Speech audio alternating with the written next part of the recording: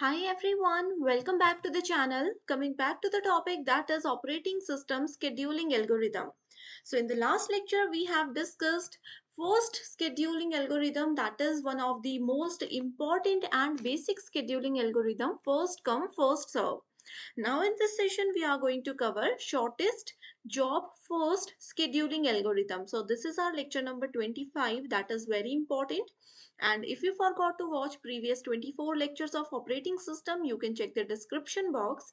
I have already added the link there. Okay, so now let's just start with the introduction of shortest job first algorithm, SJFA, that is shortest job first algorithm. Okay, here the process that have the smallest execution time, process that have the smallest execution time is chosen for the processing first. Okay, here what is the meaning of smallest execution time?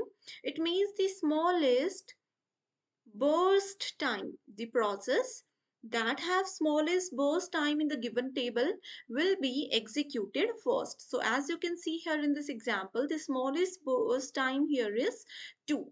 Okay, so process P3, here the process P3 will be executed first. Okay, this scheduling method can be of two types. First is preemptive method and another is non-preemptive method. I have told you earlier, non-preemptive means non-stop. Processing will go on until the particular process gets completely executed.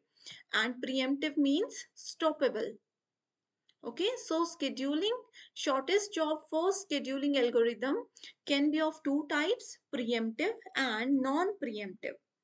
It significantly reduces the average waiting time for other processes. Remember one point in examination, बहुत बार पूछा जाता है कि कौन सा वो scheduling algorithm है जो कि average waiting time हमेशा कम कर देता है. So वो होता है shortest job first algorithm, where the smallest execution time process will get executed first.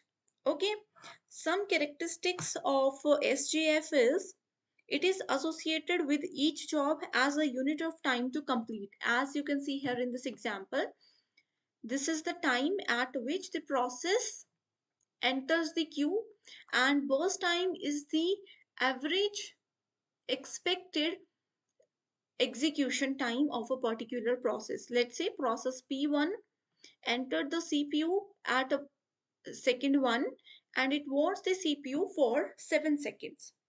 Okay, this algorithm method is helpful for batch processing.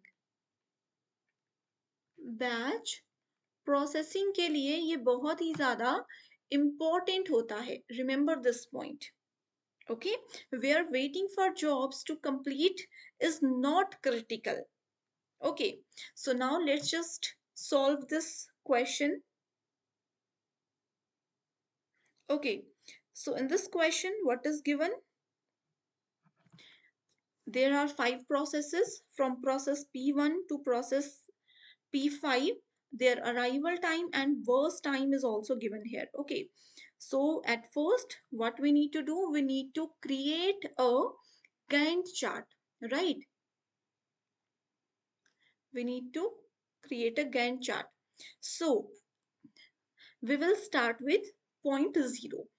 So there is no process at particular point 0. So our CPU will be ideal till 1.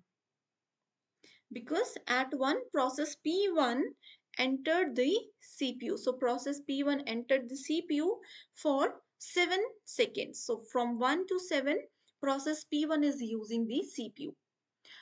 अब आप लोग बोलोगे कि ma'am आपने कहा था कि ये उनके बर्स्ट टाइम पर डिपेंड करता है कि शॉर्टेस्ट जॉब कौन सी है. लेकिन remember one point, whenever we talk about shortest job first, always start with the 0 arrival time.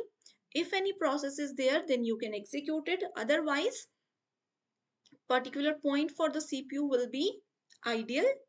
Okay, and यहाँ पर process 1 P1 we have and it wants CPU for 7 seconds. That's why हमने यहाँ पर लिख दिया. After the first process entering the queue, अब हम shortest job देखेंगे.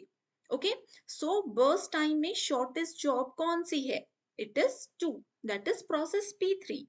So at point 7, process P3, sorry, this is not point 7, this is point 8. Okay, क्योंकि 1 से start हुआ था 7 तक चला था, so 7 plus 1 8. At point 8, process P3 entered the CPU and it warned the CPU just for 2 seconds. So 8 plus 2 is 10. Okay, after 2, next shortest time is for process P2, that is P2, and it warned the CPU for 3 seconds, so it will be 13. After that, process P5, and P5 wants it for 8 seconds. So 13 plus 8 is 21. And at last, the highest burst time here is of process P4. So process P4 wants the CPU for 10 seconds. So write it as 31. Okay, so this is what? This is how you can create the Gantt chart of any process. अगर आपका Gantt chart ठीक है, so आपके questions ठीक होने के 100% chances होते हैं. Okay. So based on the values in the Gantt chart, let's just complete this table. So completion time for process P1 is what? It is 8. For process P2, it is 13. Process P3, here we have P3 10. For process P4, it is 31.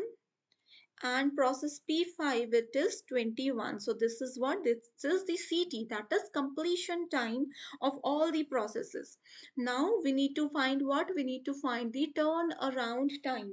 So turnaround time is nothing but it is the completion time minus arrival time. Means 8 minus 1, here you will get 7. 13 minus 3, you will get 10. Okay, 10 minus 6, you will get 4.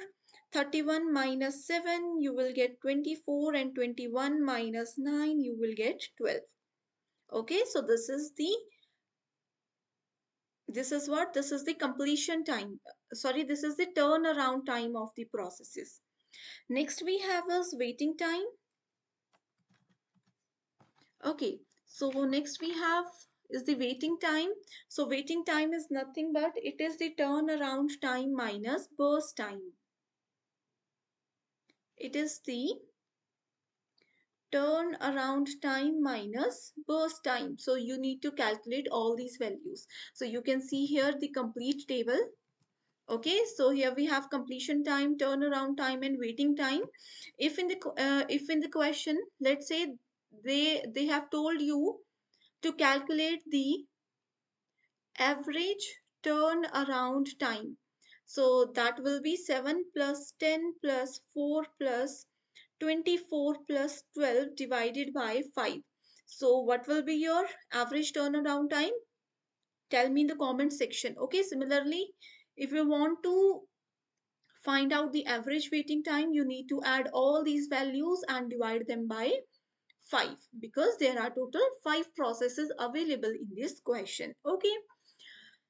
Next,